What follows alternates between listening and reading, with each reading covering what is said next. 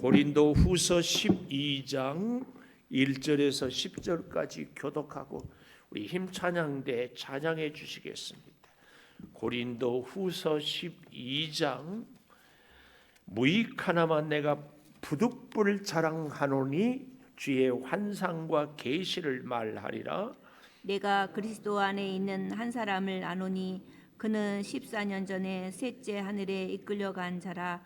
그가 몸 안에 있었는지 몸 밖에 있었는지 나는 모르거니와 하나님은 아시느니라. 내가 이런 사람을 아노니 그가 몸 안에 있었는지 몸 밖에 있었는지 나는 모르거니와 하나님은 아시느니라. 그가 낙원으로 이끌려가서 말로 표현할 수 없는 말을 들었으니 사람이 가히 이르지 못할 말이로다. 내가 이런 사람을 위하여 자랑하겠으나 나를 위하여는 약한 것들 외에 자랑하지 아니하리라. 내가 만일 자랑하고자 하여도 어리석은 자가 되지 아니할 것은 내가 참말을 함이라. 그러나 누가 나를 보는 바와 내게 듣는 바에 지나치게 생각할까 두려워하여 그만두었노라. 여러 계시를 받은 것이 지극히 크므로 너무 자만하지 않게 하시려고 내 육체에 가시 곧 사탄의 사자를 주셨으니 이는 나를 쳐서 너무 자만하지 않게 하려 하심이라. 이것이 내게서 떠나가게 하기 위하여 내가 3번 주께 간구하였더니 나에게 이르시기를 내 은혜가 내게 족하도다. 이는 내 능력이 약한 데서 온전하여 짐이라 하신지라. 그러므로 도리어 크게 기뻐함으로 나의 여러 약한 것들에 대하여 자랑하리니 이는 그리스도의 능력이 내게 머물게 하려 함이라. 그러므로 내가 그리스도를 위하여 약한 것들과 능력과 궁핍과 박해와 공고를 기뻐하노니 이는 내가 약한 그때에 강함이라. 정채봉 씨라고 아주 동화를 잘 쓰는 분이 있는데요. 이분이 이런 동화를 하나를 썼더라고요. 콧뚜레가 일을 한다. 콧뚜레 아시죠? 혹시 너무 오래된 추억이라 그럴까 봐서 제가 사진을 이렇게 찍었어요. 이 사진은 제 사무실에 문을 열면 오른편, 제가 앉아있는 왼편에 저 꼭대기에 이렇게 콧뚜레, 또 예수님의 가시면류관, 또 최후의 만찬, 저의 목회를 이렇게 압축적으로 보여줘서 이렇게 걸어놓고 있는데, 콧뚜레 잘 알죠? 콧뚜레 소 코를 끼우고, 또 저 가시면류관은 제가 안산제일교회 교육전수할 때 지금으로부터 한 40년 거의 가까이 된 것 같은데, 성지순례 갔다 온 우리 그 고등부 부장 집사님이 선물을 주어서 늘 가시면류관 보고 이렇게 성경에 보면 악한 것은 모양이라도 버리라. 그 다음에 제가 늘 드리는 말씀이 있지요. 선한 것은 흉내라도 내라. 그걸 쳐다보면서 콧줄에 낀 목회, 주님처럼 십자가 가시면류관은 쓰지 못해도 그래도 주님께 메인 목회.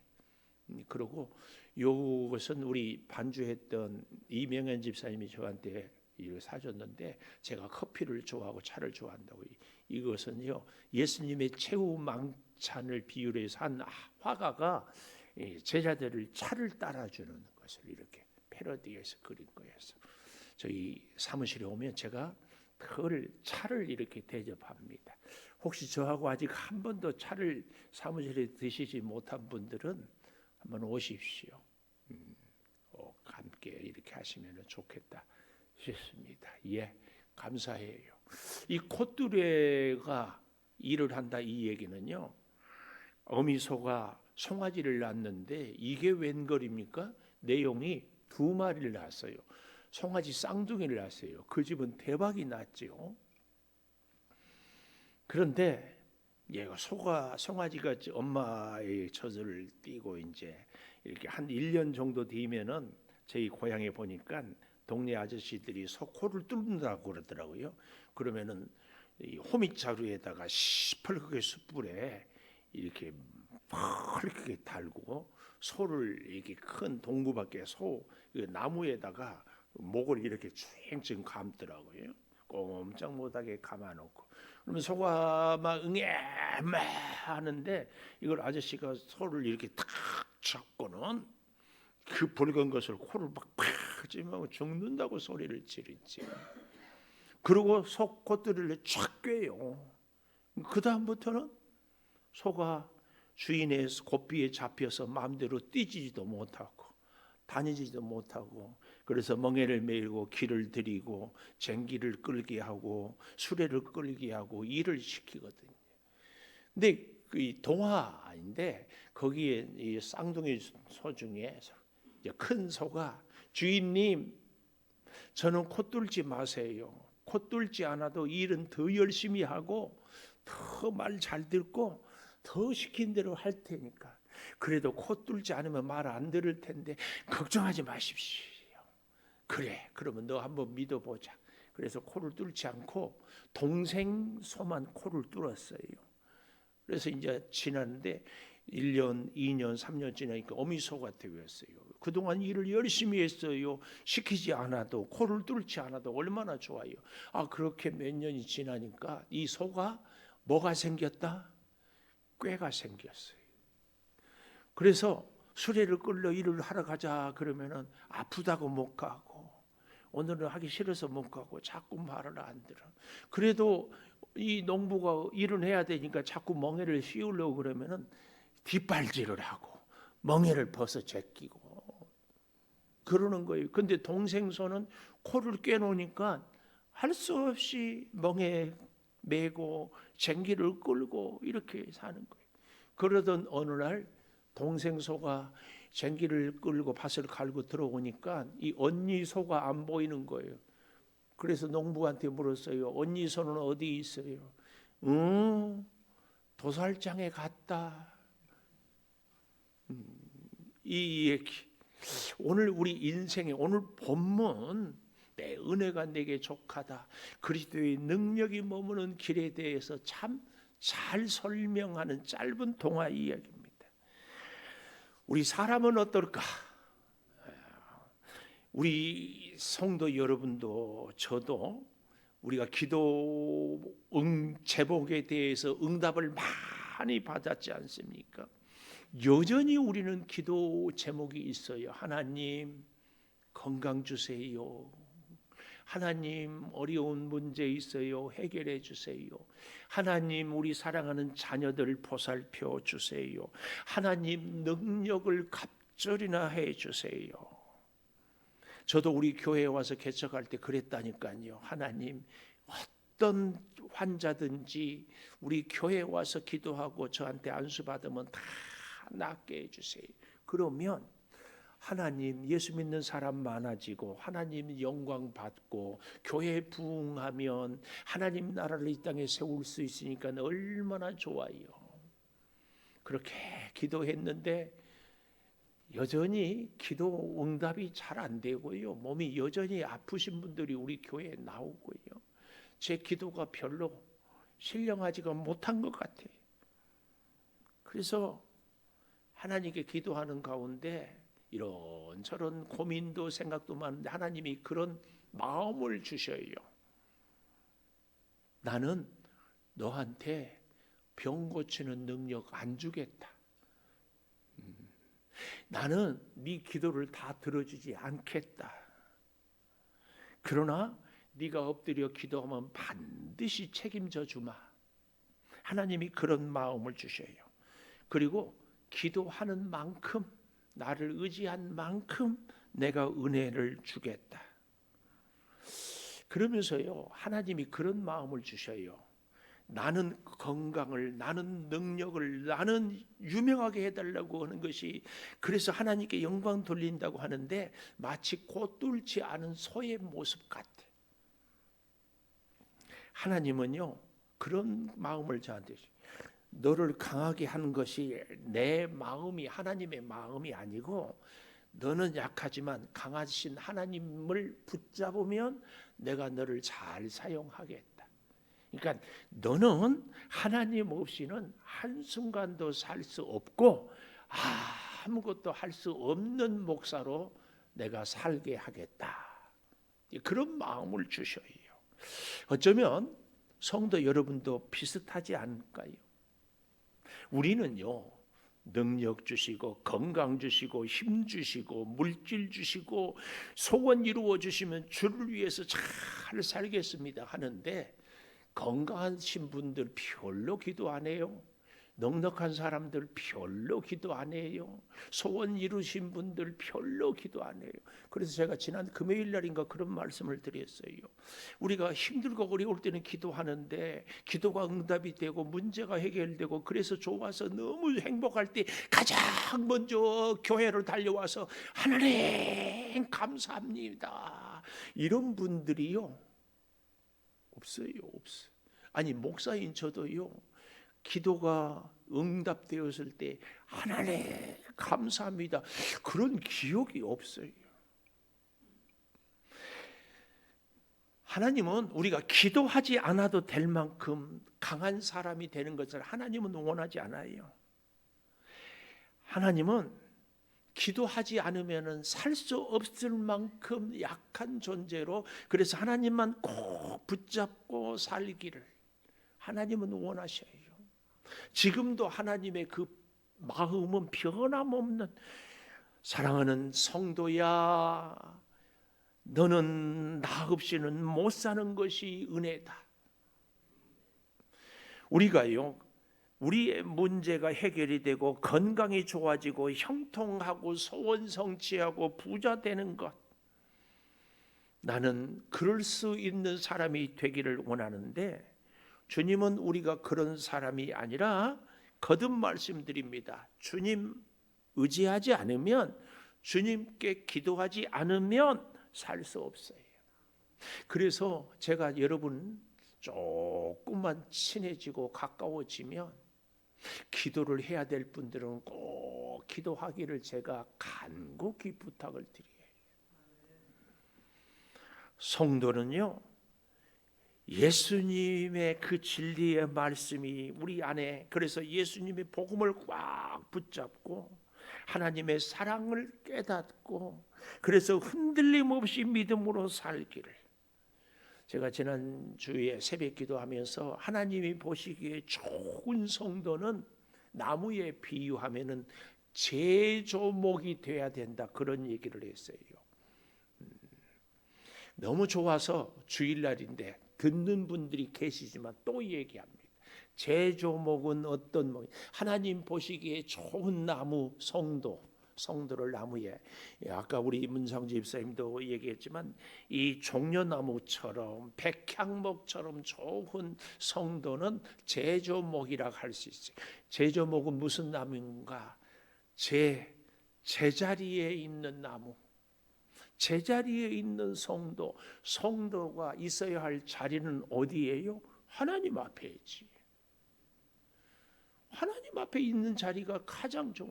제가 여기 앞에 은봉산 얘기하잖아요. 산등성 올라가면 한 구리에 수천만 원짜리 되는 비싼 근데 은봉산 위에 있으니까 저 나무들이요 좋은 집에 빌딩에 정원에 심어져 있으면 가치가 달라요.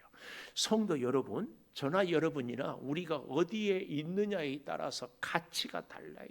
하나님 앞에 있을 때에 정말 보시기에 좋은 성도. 그런가 하면 조는 뭐예요? 조화를 이루어야 돼요. 조화는 하나님과 나와의 좋은 관계, 이웃과 나와의 좋은 관계, 내가 하고자 하는 일들에 대해서 나의 좋은 자세 이게 꼭 필요합니다. 이럴 때에 좋은 성도가 되는 겁니다. 하나님 앞에서 하나님과 이웃과 내 맡겨진 일들에 대해서 참 조화로울 나서지 않아요. 튀지 않아요. 게으르지 않아요. 나태하지 않아요. 함께 그런가 하면 목적대로 살아야 돼. 하나님이 우리를 창조하신 목적이 있잖아요. 하나님이 여러분을 창조교회의 이름으로 모이게 한 목적이 있지 않아요. 하나님께서 나를 오늘 이 모습으로 살게 한 뜻이 목적이 있지 않겠습니까? 그 목적대로 살아갈 때에 그래서 하나님 보시기에 참 좋은 성도는 제조목이 되라. 다시 복습해 볼까요? 제는 제자리에 있어야 돼. 제자리. 또 우리 찬양대 얘기예요. 찬양의 자리. 소는 조화를 이루어야 돼요. 불균형하면 안 돼요. 목적대로 내 인생, 하나님이 나를 이 땅에 살게 하신 목적이 뜻이 있지 않겠습니까? 그렇게 살아가는 성도가 참 보기에 좋다, 그 말씀이에요. 사랑하는 여러분, 바울은 은혜를 받은 대로 살아가고 있는데요, 우리가 오늘 12장을 보았지만 부활절 전 종려주일에 11장 22절 23절 보십시오. 그들이 히브리인이냐 나도, 그들이 이스라엘이냐 나도, 그들이 아브라함의 후손이냐 나도. 그러니까 바울은 이 혈통, 가문, 거기에 가말리엘의 학문, 모든 것 어느 것 하나 빠질 것이 없는 탁월한 사람이었습니다. 고린도 교회 성도들이 출신을 자랑하고 혈통을 자랑하고 배움을 자랑하니까 나 바울은 너희들보다 하나도 빠질 것이 없고 부족할 것이 없다.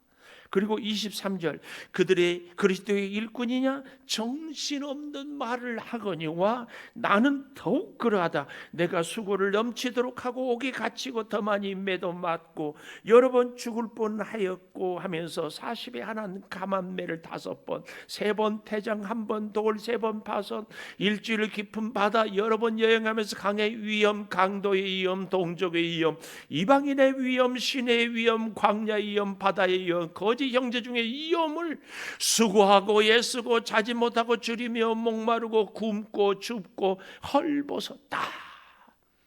이렇게 얼마나 그가 고생을 했는지 이야기를 하고 있습니다. 그러면서요, 그뿐만이 아니라 오늘 같이 보았던 12장 1절, 무익하나마 내가 부득불 자랑하노니 자랑을 안 할 수가 없다. 뭘 자랑 안 할 수가 없다고 그래요? 주의 환상과 계시를 말하리라. 왜요? 우리가 고린도전서에도 보면은 고린도 교회의 은사가 굉장했어요. 방언을 하고 예언을 하고 병을 고치고 환상을 보고 뭐 난리들이에요. 그래서 서로 은사를 자랑하고 은사 받았다고 큰 소리치고 그것 때문에 서로 자기 은사가 더 대단하다.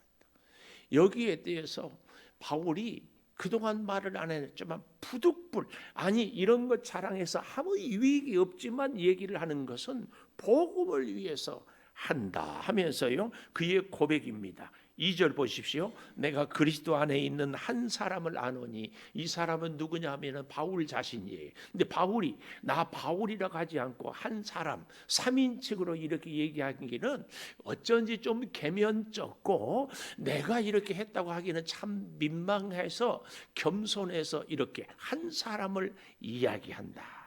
이런 거 보면은요, 우리가 뭔가를 내 자신에 대한 얘기를 할 때에도 바울을 배워서 내가 알고 있는 한 사람이 이런 응답을, 이런 기도를 응답 받았다 이렇게 하면 조금 더 고상하지 않을까 이런 생각도 해봐요. 어쨌든 그는 14년 전에 셋째 하늘에 이끌려 간 자라. 셋째 하늘은요, 유대인들은 하늘을 첫째, 둘째, 셋째 하늘로 나누었습니다. 첫째 하늘은 우리가 보는 푸른 하늘, 새가 날아다니고 구름이 떠다니는 이런 하늘이 첫째 하늘이고, 둘째 하늘은 우리 흔히 말하는 대기권을 지난 저 별이 있고 은하수가 있고 이런 하늘들이 둘째, 지구를 지난 넘어서는 이 세계를, 우주를 뭐라고 그래요? 둘째 하늘. 셋째 하늘은 말 그대로 하나님이 통치하시는, 아니 물론 하나님이 온 우주도 통치하지만 하나님의 이 천국을 셋째 하늘이라고 하는 겁니다. 그런데요, 여기 14년 전에 셋째 하늘 이렇게 얘기하잖아요. 바울이 대략 AD 5세기, 그러니까 예수님보다 한 대략 5살 정도 어린 것으로 학자들은 얘기를 해요. 그 바울이 가말리엘의 문화에서 공부를 하다가 예수 믿는 사람들을 잡아 죽이려고 다메섹에 갈 때 나이가 한 35에서 40세 어간에 이렇게 가다가 갑자기 정오 대낮에 빛이 비치고 하나님의 음성이 들려서 사울아 사울아 왜 네가 나를 핍박하느냐. 주님은 누구십니까? 나는 네가 핍박하는 나사렛 예수다. 이 환상을 보지 않아요. 그리고 나서 그가 자기 고향 다소 또 아라비아 사막에서 최소한 10년에서 13년 정도 깊이 성경, 여기서 말하는 성경은 구약 성경들을 얘기하는 거죠. 묵상하고 기도하고 깨닫고 도대체 성경과 나사렛 예수와의 관계는 뭐냐, 이것을 연구하고 깨닫고 성령의 지혜와 감동으로 알고 나서 쓴 책이 우리가 잘 알고 있는 로마서, 그리고 고린도전서, 에베소서, 빌립보서, 갈라디아서, 빌레몬서, 이런 신약 성경의 3분의 1 정도를 기록했는데요.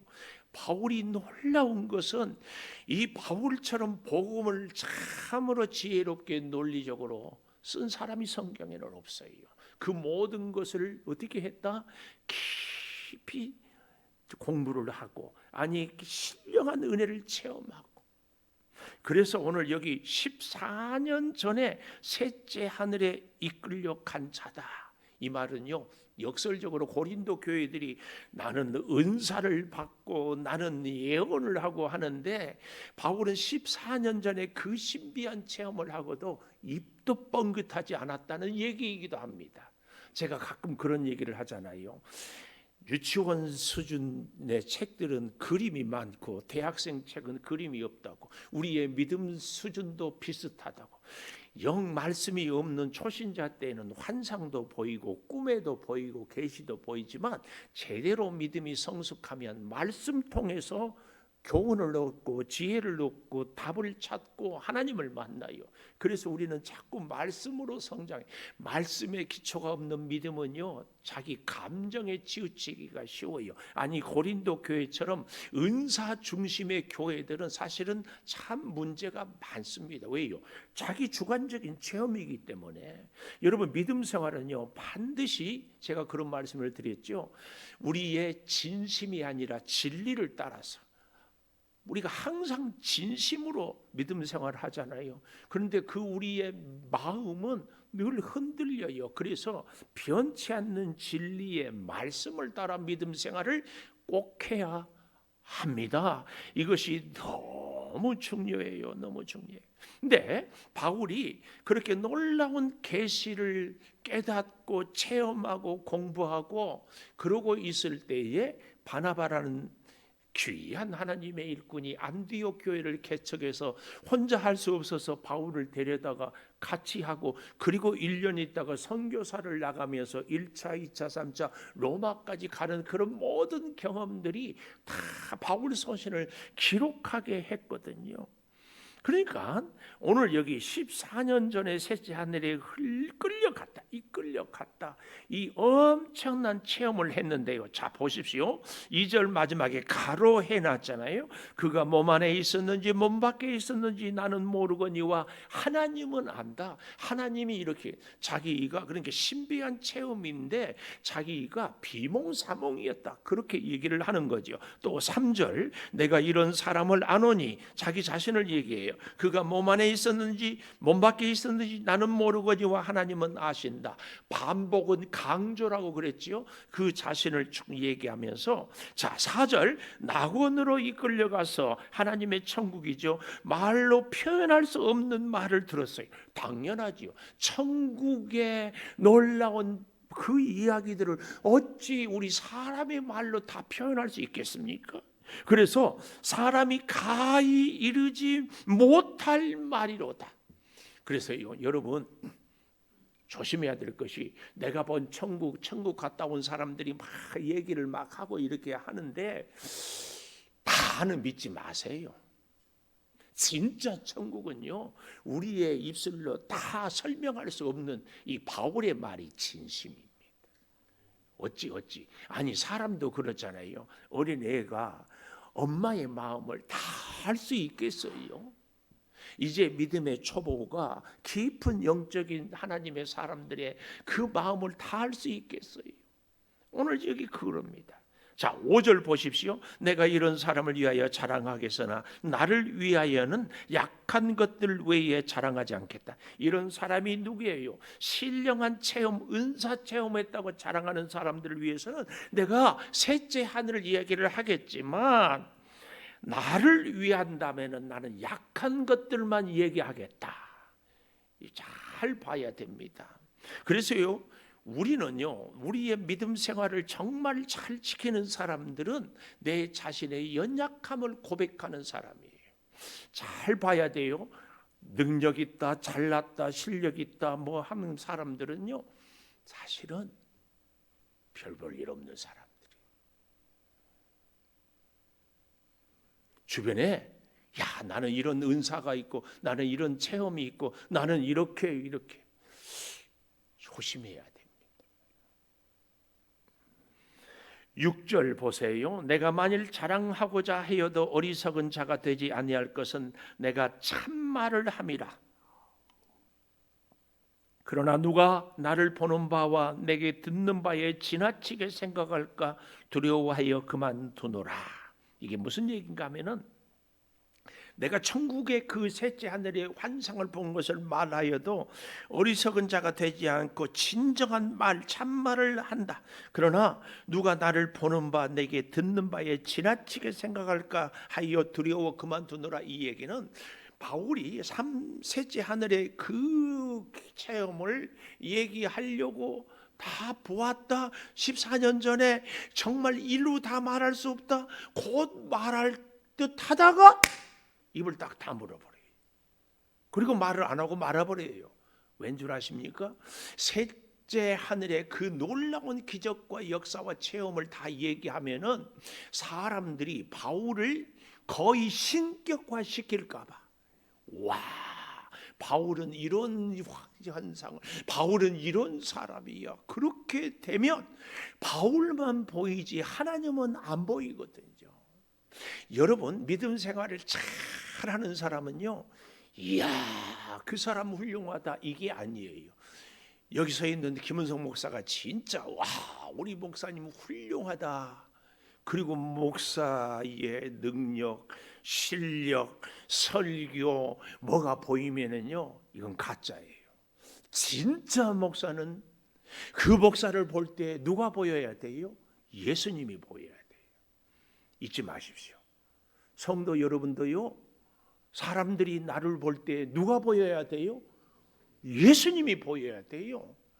이거 굉장히 중요한 건데 우리는 늘 놓치고 살아요. 그래서 이야, 목사님 훌륭하세요. 그러면은 아이고 별 말씀을 하면서 속으로는 으쓱하는 거예요. 조심해야 돼요. 하나님의 은혜로 내가 이렇게 살았습니다 하는데 너는 그 은혜가 없잖아, 나는 있어, 이렇게 생각합니다. 그래서요, 가진 사람 보면은 기죽고 없는 사람 보면은 교만하고, 잘된 자식들 보면은 기죽고 못된 자식들 보면은 교만하고, 이게 다 예수님이 없고 내가 있기 때문에 그래요. 우리는 이걸 정말 조심해야 됩니다. 고난은요, 주님 앞에서는요, 우리가 자랑할 유일한 것이 고난이에요. 그래서 어떤 목사님은 고난은 훈장이라고 그러더라고요. 훈장. 대통령 훈장만 받아도 다 걸어놓잖아요. 굉장하죠. 우리 하나님의 훈장은요, 딱 하나예요. 고난입니다. 고난. 사랑하는 여러분, 우리 인생의 이 고난이 우리의 자랑이다, 그 말이에요. 고난이 자랑. 특별히 잘 우리가 이 본문에 보면은 바울이 이런 얘기를 해요.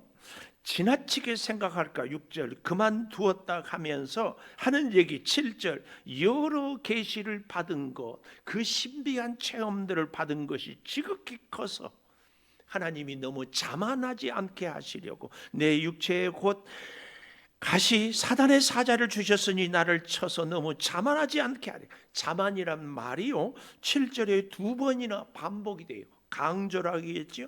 자만이 뭐예요? 뽐내고 싶다, 우쭐하고 싶자.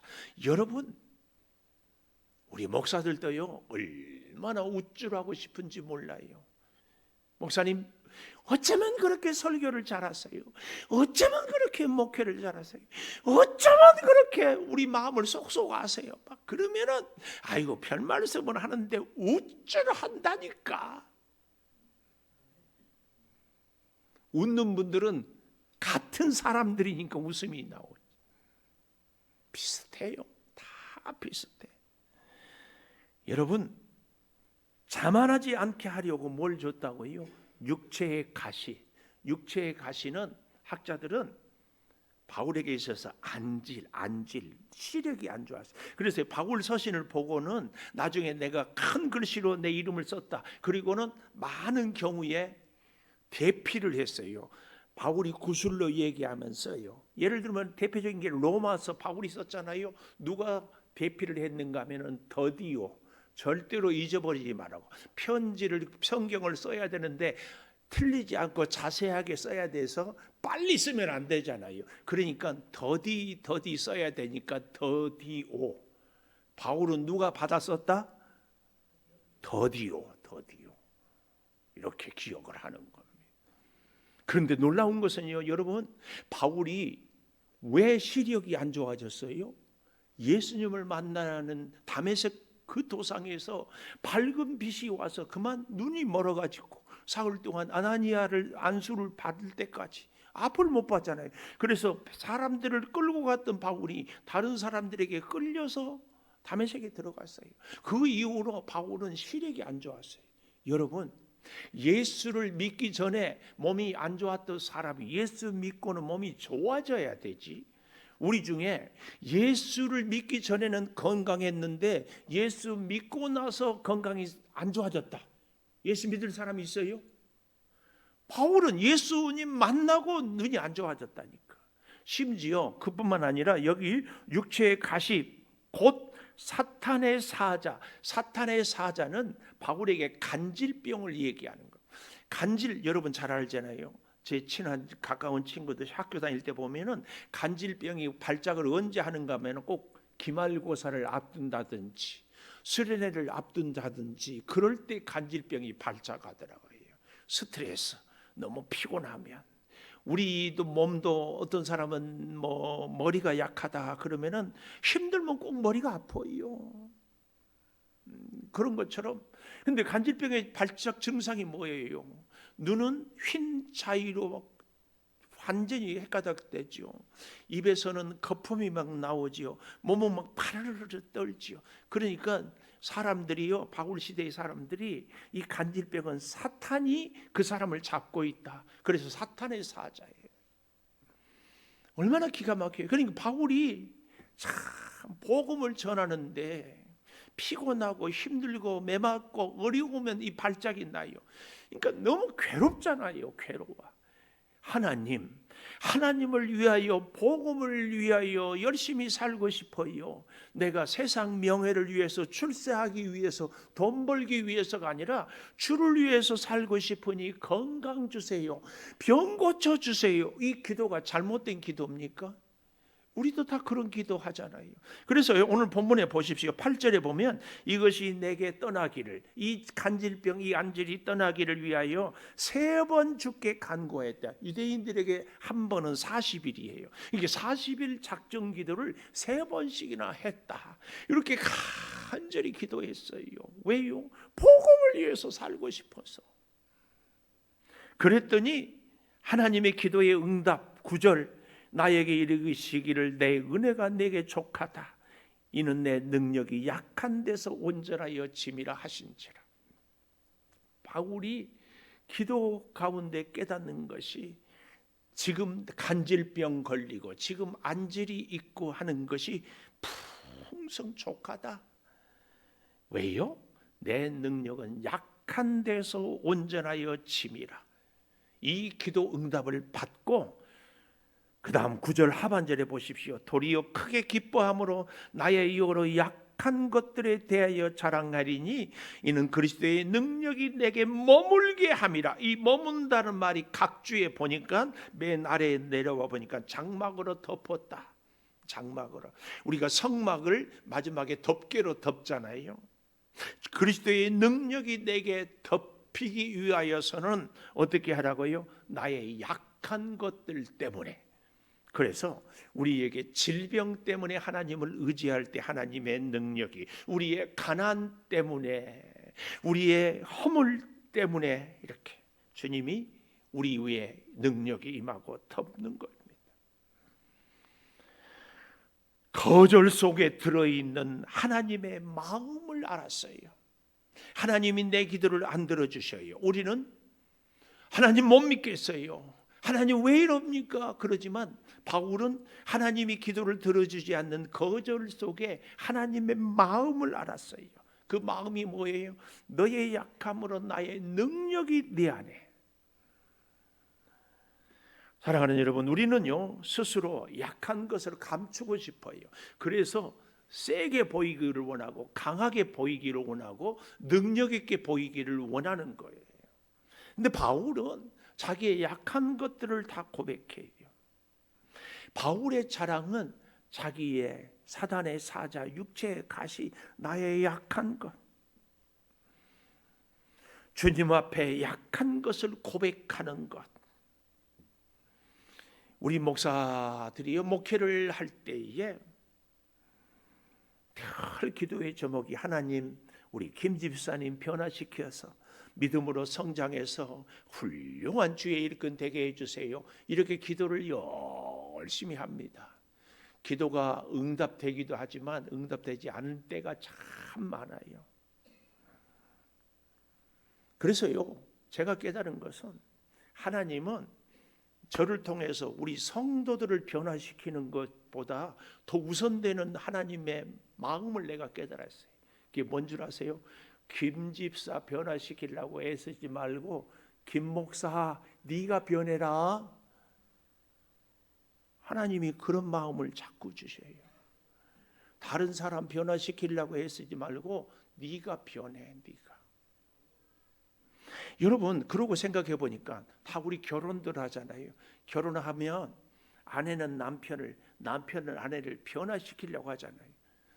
어디 나는 변화시켰습니다. 한번 손들어 보세요. 나는 내 남편을 변화시켰어요. 내 아내를 변화시켰어요. 변화 안 됩니다. 왠 줄 아세요?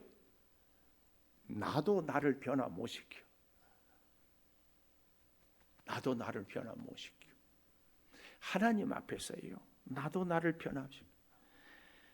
가정, 우리 사랑하는 자녀들을 위해서 그렇게 고생 많이 하고 양육했는데 이 자녀들이 부모의 희생과 헌신 때문에 변화됩니까? 변화 안 돼요. 부모의 몸부림, 부모님 속썩어요. 그렇다고 자식이 부모 뜻대로 됩니까? 우리는 빨리 인정해야 됩니다. 주님이 이 자녀 양육해 주세요. 이것밖에는 없어요. 주님이 양육해 주셔야 돼. 우리 사람이요 꼭 기억해야 돼. 내 한계를 나도 변화시킬 수 없다. 10절에 보면은요 이런 말씀이 나와요. 능력과 궁핍과 박해와 공고를 기뻐하노니 내가 약한 그때에 강하다. 여러분 우리가 정말 약한 존재인데 강한 존재로 살 수 있는 비결이 있습니다. 비결 3단계인데요 불가능한 것을 가능함으로 살 수 있는 비결이 있는데 1단계 나는 할 수 없다. 이것이 1단계예요. 나는 할 수 없어요. 나도 변화시킬 수 없고 자녀도 변화시킬 수 없고 내 남편도 아내도 변화시킬 수 없고 2단계 그러나 하나님은 할 수 있다.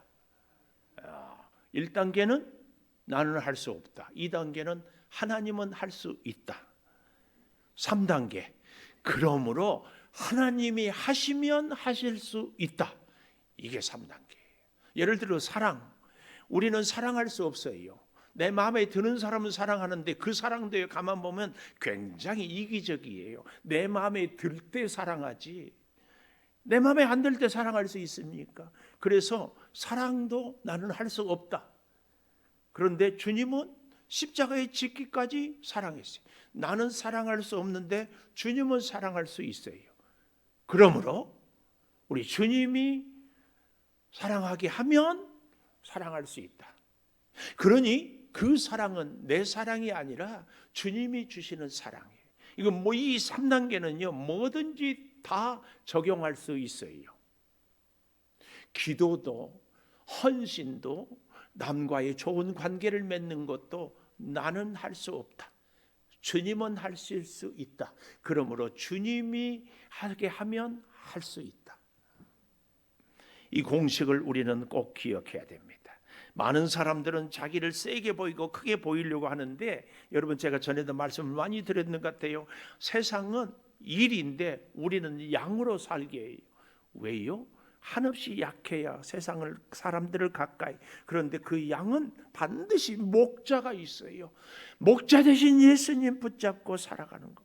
하나님은 그래서 우리가 미워서가 아니라 너의 한계를 인정하고 하나님께 무릎을 꿇고 하나님의 은혜를 구하며 살라고 우리를 아프게 하고, 우리를 가난하게 하고, 우리를 약하게 하고. 여러분, 바울뿐만이 아니라 사탄의 사자, 육체의 가시는 오늘 우리 모두에게 있습니다. 그런데 우리는 이것을 없애줘야 한다고 그러는데, 이것 때문에 하나님 의지하지 않고는 살 수 없습니다. 여러분, 진짜 강한 사람은요 흠이 없고 약한 것이 없는 사람이 아니고, 내 약함을, 내 육체의 가시를, 그래서 주님 아니면은 살 수 없다고 고백하는 사람, 이 사람이 진짜 강한 사람입니다. 사랑하는 여러분과 제가요, 오늘 이 바울의 모습을 보면서 주의 능력이 머물 수 있는 비결, 그 능력을 의지하고 살 수 있는 비결이 어디에 있는가? 주님 아니고는 살 수 없어요. 우리 찬송같이 해볼까요? 주만 바라볼지라. 주만 바라보고 살아가는 우리의 인생, 그래서 주님으로의 능력으로 살겠습니다. 우리 같이 찬양하며 기도하며 삽시다.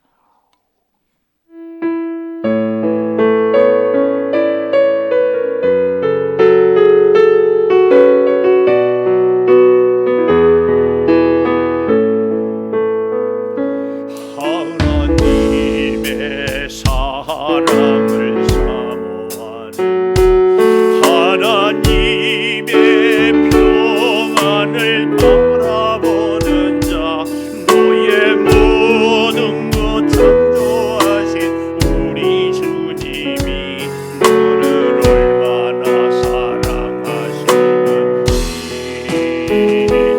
하나님께 찬양 경배하는 자,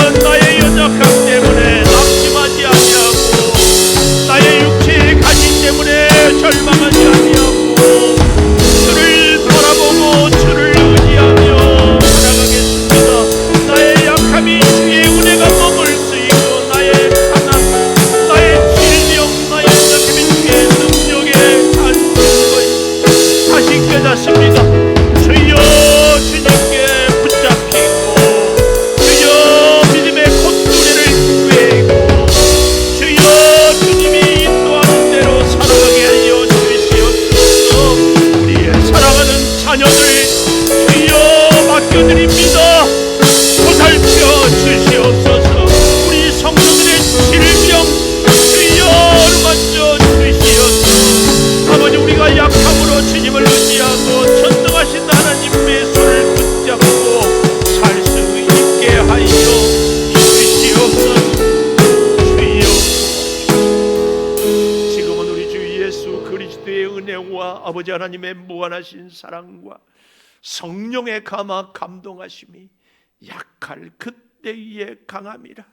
우리의 약함이 주의 능력이 머무르는 비결임을 깨달으며 주여, 주님 아니면은 한 가지도, 그 어디도, 그 누구도 무슨 일도 할 수 없음을 고백하며 살기를 다짐하는 우리 온 교우들, 모든 일에, 모든 순간에, 모든 만남에 다 주께서 주관하여 주시기를 간절히 축원하옵나이다. 아멘.